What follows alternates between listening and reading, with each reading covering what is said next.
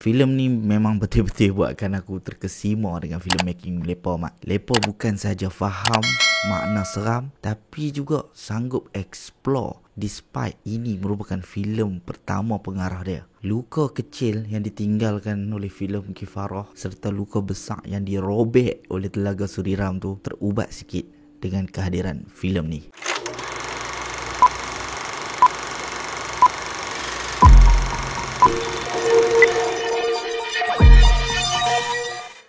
Assalamualaikum dan selamat datang ke YouTube channel Mak Don. Sekali lagi dengan aku Mak Don, dan hari ini kita nak sembang tentang sebuah filem seram yang sedang ditayangkan di Pawagam bertajuk Malam Terlarang.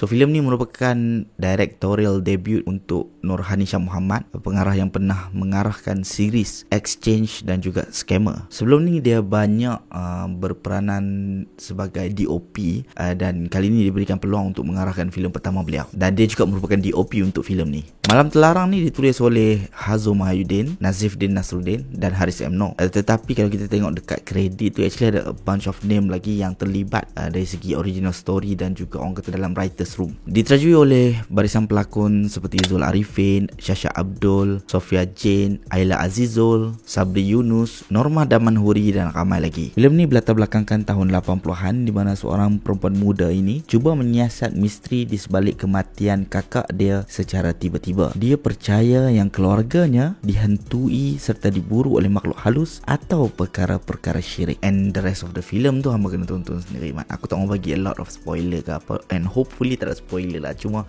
apa yang aku nak katakan, tolong pergi tonton dan support filem ni, mat. Because this is something yang aku rasa macam filem local seram lama tak buat. Because at that time aku tak expect a few scenes yang aku tonton dalam filem ni. And aku nak minta maaf siap-siap sebab aku rasa mungkin aku akan terspoil a bit waktu review ni. So please guys, pergi tonton dulu and then come back so that you guys pun boleh discuss dengan aku dan share apa punya pandangan. So actually waktu aku tonton filem Malam Terlarang ni, aku sangat-sangat happy, mat. Dan the reason aku happy adalah kerana aku rasa mereka faham makna seram, faham makna mistik. Elemen Nusantara yang ada dalam filem ini kemudian disalut pula dengan muzik, alunan muzik oleh monolog, membuatkan filem ni memang berada di tahap dia yang lain, mat. Ada banyak babak yang aku rasa mereka berani explore, mat. And mereka cuba nak buat, mereka cuba nak tunjukkan betapa seram, betapa thrillnya benda tu. And for that aku salut mereka. And for Nurhani Shah, ini merupakan first filem dah dan dia berani untuk buat benda tu. Certain people, they don't want to take that risk sebab first film dia pernah at least ada something so that mereka boleh continue buat filem. Tapi dia berani, and actually bila dia buat macam ni, dia punya value lagi tinggi tau. And spoiler alert lah, aku just nak kongsikan sikit beberapa babak yang aku rasa macam cantik, mat. Macam janin dalam jamban, makan muntah. Kemudian yang paling took me by surprise adalah babak katil tenggelam tu, mat. Oh my god, katil tenggelam tu aku rasa macam memang hampa berani ya. Okay, pada siapa yang tak tahu, this is a reference daripada filem Pope Exorcist. Maybe dia tonton somewhere else, aku tak tahu. Tapi dalam Pope Exorcist ada babak yang macam ni, which is kena tarik masuk dalam katil. Tapi the best part is, ini aku kata lepa explore, lepa tambah elemen air dalam tu, mat. And lepa buat dua individu instead of one. Buat katil tu macam dacing, boleh turun satu tempat satu stabil. Aku rasa macam awak tu aku tonton aku rasa macam power. There's so many good scenes yang aku rasa macam worth to watch. That's why aku cakap pada awal tadi, aku suka dengan filmmaking ni, mat. Filem seram ni adalah filem yang patut buatkan hang tak senang duduk dengan babak tu, dan hang berasa macam hang berada di tempat tersebut, faham tak? So lepas faham makna tu, the way dia reveal the real antagonist, walaupun the real antagonist tu buatkan aku rasa memang betul-betul geli lah. Dengan betul-betul shot dia ambil close up nak bagi audience rasa macam you are mangsa tu. Itu memang nice shot, man. And dia buat macam benda tu sebenarnya hantu apa semua tu kan. Itu yang akan back kepada dialog Zul Arifin, iaitu dalam dunia ni manusia lebih hantu daripada hantu. And babak tutup lampu macam lights out tu sih, macam aku cakap, banyak babak yang a good thing yang hang rasa macam mereka berani explore, berani buat tau. So mereka faham makna seram tu. Unlike Telaga Suriram bagi aku mereka tak faham langsung, mat, makna seram. Aku at some point aku rasa macam aku tengah tengok filem komedi. Aku faham apa yang cuba nak dibawa oleh Telaga Suriram. It's not that complex. Tapi the execution tu yang buatkan filem ni, the entire film feel like comedy film, not a horror film. So back to Malam Terlarang ni, for me filem dah okey lah. Cuma kalau dia perketatkan beberapa part lagi, aku rasa filem ni akan jadi evergreen. And aku yakin dan aku rasa personally, aku rasa dia layak dicalonkan sebagai pengarah harapan FFM next year. Because apa itu pengarah harapan? Pengarah harapan adalah someone yang first film dia tu macam bagi harapan lah dekat industri kita. So apa yang dia buat ni memang betul-betul bagi harapan dengan dia berani explore, dengan dia faham makna seram semua tu.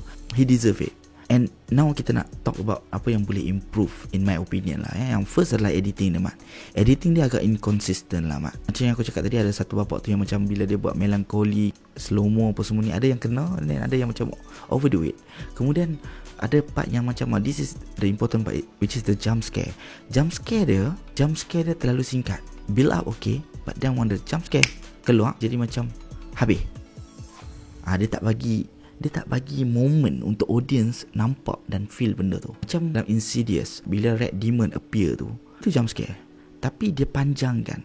Ada few scenes yang ada jump scare, kemudian dia panjangkan bagi audience nampak apa benda tu, bagi audience terkejut and nampak react terhadap babak tu.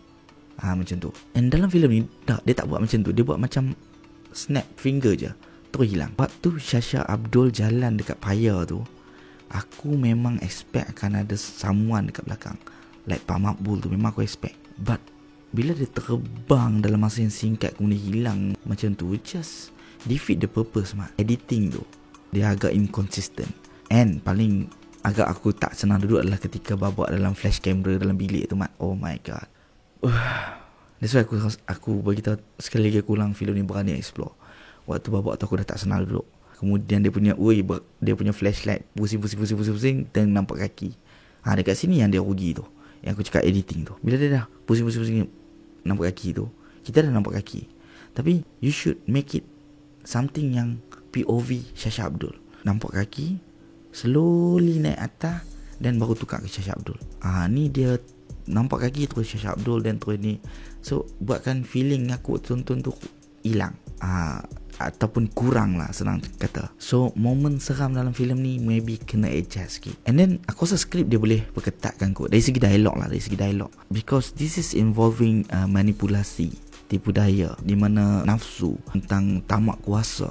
Benda-benda tu dia kena highlightkan lebih, sebab benda tu main theme dalam filem ni. Tentang manusia sanggup buat apa saja untuk memenuhi nafsu dia, untuk mencapai apa yang dia nak kat dunia ni, sampai sanggup korbankan darah daging sendiri. So benda tu yang dia kena highlightkan lebih. Mungkin juga penulis cuba bermain dengan syaitan bertopeng dengan manusia ini ada di sekeliling kita. So mungkin dia nak main dengan teori yang macam tu. But however, for me, dia patut ketatkan lagi supaya benda tu bagi impact lebih kepada penonton. Waktu aku tonton ni, aku rasa macam dia tak explore benda tu dengan lebih dalam. Dia explore filmmaking, dia explore seram tu, tapi dia tak explore dengan lebih dalam tentang tamak kuasa, tentang manusia, tentang tipu daya, manipulasi, semua ni lah. So aku rasa macam dia agak longgar sikit, longgar yang kurang lah. Bila aku susun all the puzzle tu, aku rasa macam okay, itu je. Aku tak rasa macam lama, mantap lah dia skrip ni. Memang aku akan ingat sampai bila-bila. Faham tak? Dia tak bagi that kind of feeling. Dia hanya bagi feeling like aku suka filmmaking dia, aku suka dengan hasil kerja mereka ni. Mereka faham makna seram, mereka faham makna mistik. Tapi dari segi dialog tu, dari segi cerita keseluruhan tu, dia tak berjaya memenuhi aku sepenuhnya. But still aku happy, man. Aku happy because it's been a while since I watch a horror film, local horror film yang macam ni. Macam aku cakap tadi, dia pengubat luka kepada filem Kifarah dan Telaga Suriram. Permainan manipulasi dia mengingatkan aku kepada filem Laknat, which aku suka. Laknat aku suka, aku tak kisah orang tak suka. Aku suka dari segi skrip dia tu. So please, pergi tonton, man. Pergi tonton. Filem ni memang worth to watch dekat Pawagam. Filem ni deserve your money. And congrats to the whole team of Malam Terlarang, especially Nurhan Hisham. Congrats for this great debut by you. Pergi tonton dekat Pawagam, guys. So pada hampa yang dah tonton, apa pandangan hampa? Drop down your comment, share, terus jangan lupa subscribe. Road to 10,000 subscribers. Kita jumpa lagi next video. Thank you for watching. Bye bye. Tengok ni.